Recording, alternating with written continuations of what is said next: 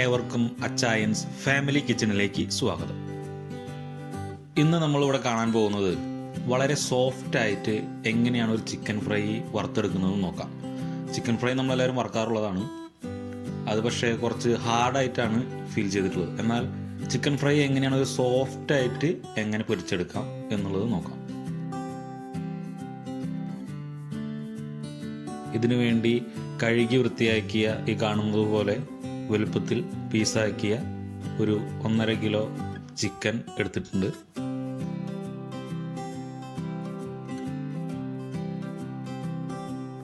ഇതിൽ നമുക്കിനി മസാല പുരട്ടണം. അതിനുവേണ്ടി 1 സ്പൂൺ മഞ്ഞൾപ്പൊടി, 2 ടേബിൾ സ്പൂൺ മുളക് പൊടി, 2 ടേബിൾ സ്പൂൺ മല്ലിപ്പൊടി, 1 table spoon garam masala, 1 table spoon കുരുമുളക് പൊടി, ആവശ്യത്തിന് ഉപ്പ്.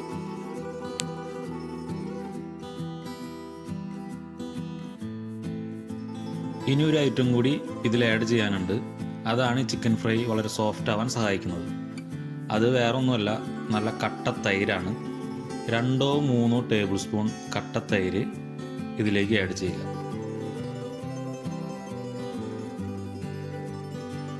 ഇനി ഇതെല്ലാം കൂടി നല്ലവണ്ണം മിക്സ് ചെയ്ത് ഒരു അരമണിക്കൂർ അല്ലെങ്കിൽ 1 മണിക്കൂർ റെസ്റ്റ് ചെയ്യുക. ഇനി നമുക്ക് ചിക്കൻ ഫ്രൈ ചെയ്തെടുക്കാം. അതിനുവേണ്ടി ഒരു ഫ്രൈയിങ് പാൻ അടുപ്പത്ത് വെച്ച് എണ്ണ ഒഴിക്കുക. ചിക്കൻ മുങ്ങിക്കെടുക്കുന്ന രീതിയിൽ എണ്ണ ഒഴിക്കണ്ട, ഒരു പകുതി മുങ്ങാവുന്ന രീതിയിൽ മാത്രം, അല്ലെങ്കിൽ അതിന് താഴെ ആയാലും മതി. ഇത് നമുക്ക് മുങ്ങിക്കിടക്കേണ്ട ആവശ്യമില്ല. അപ്പോൾ അതും കണ്ട് മാത്രം എണ്ണ ഒഴിക്കുക. എണ്ണ ചൂടായി വരുമ്പോൾ ഓരോ പീസ് ചിക്കനും ഫ്രൈ പാനിൽ ഇടുക. എന്നിട്ട് പാത്രം മൂടി വെച്ച് വേവിക്കുക. ഒരു മീഡിയം ഫ്ലെയിമിൽ ഒരു 10 മിനിറ്റ് നേരം ഇത് കുക്ക് ചെയ്യണം. ഇടയ്ക്ക് ചിക്കൻ തിരിച്ചു മറിച്ചിട്ട് കൊടുക്കണം.